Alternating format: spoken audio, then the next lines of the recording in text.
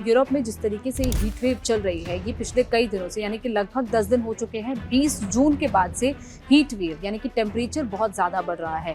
जो हवा चल रही है बहुत इतनी गर्म चल रही है, लू चल रही है, जिसकी वजह से यूरोप में जो सदियों में एक बार कभी हीट वेव होती थी, सदियों में कभी ऐसी गर्मी होती थी, वैसी अब पिछले कुछ टाइम से काफ़ी कंटिन्यूसली देखने को मिल रही है। और इस बार खासतौर पर 2026 में ये बहुत ज़्यादा एक्सट्रीम हो रही है, जिसकी वजह से जो टेम्परेचर है वो इस वक्त 39 से लेकर 43 डिग्री तक पहुंच गया है। कई जगह पर ये 40 से अबव है, कई जगह पर 40 से बिलो है, लेकिन ये टेम्परेचर इतना ज़्यादा हो रहा है जो यूरोप के एनवायरनमेंट के हिसाब से काफ़ी ज़्यादा है।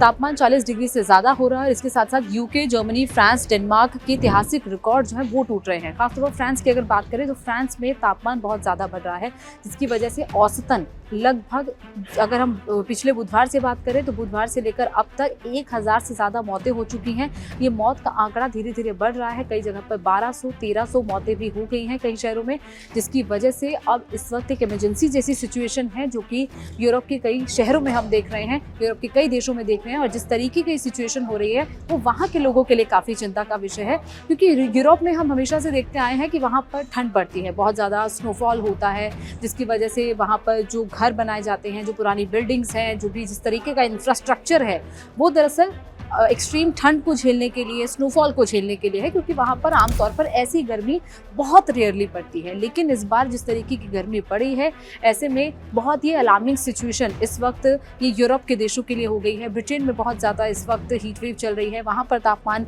40 डिग्री है और कई ऐसे शहर हैं जहाँ पर 46 डिग्री तक तापमान पहुँच गया है।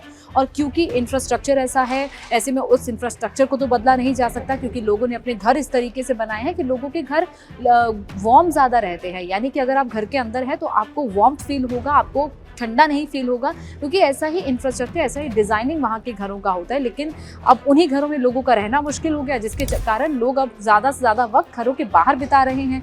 कुछ लोग पार्क्स में बैठ रहे हैं, कुछ लोग फाउंटेन्स के नीचे जाकर नहा रहे हैं, कुछ नदियों में जाकर नहा रहे हैं, बीचेस पर जा रहे हैं, जिसकी वजह से कई ऐसी घटनाएं भी आ रही हैं। कुछ लोग डूबने से भी मरे हैं।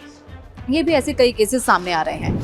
अब अगर बात की जाए इसका इम्पैक्ट क्या हो रहा है, इसका इम्पैक्ट दरअसल हो रहा है कि कई जगह पर सड़कें फट रही हैं, पिघल रही हैं, जिसकी वजह से हाईवेज बंद हो रहे हैं। दरअसल यूरोप में जिस भी देश में आप जाएं, वहाँ पर इंफ्रास्ट्रक्चर कुछ इस तरीके का है कि वो तापमान मैक्स टू मैक्स 30-32 तक झेल सकता है, जिसकी वजह से अब जो तापमान 36 डिग्री से ऊपर जा रहा है, 40 डिग्री से ऊपर जा रहा है, तो वहाँ की सड़कें, उन पर जिस मटीरियल से वो बनी होती हैं वो पिघल रही हैं। और ऐसे कई वीडियोज़ इस वक्त सोशल मीडिया पर देखने को मिल रहे हैं, जो वेरीफाइड वीडियोस भी हैं, जिसमें कि बाकायदा सड़क पिघलती हुई दिख रही है। इसके अलावा जो एक और वीडियो वायरल हुआ, एक टेनिस प्लेयर का, जिसके हाथ में जब टेनिस वो पकड़ती है तो टेनिस का लेदर पिघल रहा है। तो ये सारे केसेस वहाँ पर देखने को मिल रहे हैं, जिसके चलते वहाँ पर जो कनेक्टिविटी है वो इम्पैक्ट हो रही है, हाईवेज बंद हो रहे हैं, सड़कों पर लोगों की आवाजाही कम हो रही है, क्योंकि रोड्स का इस वक्त ये हाल हो रहा है।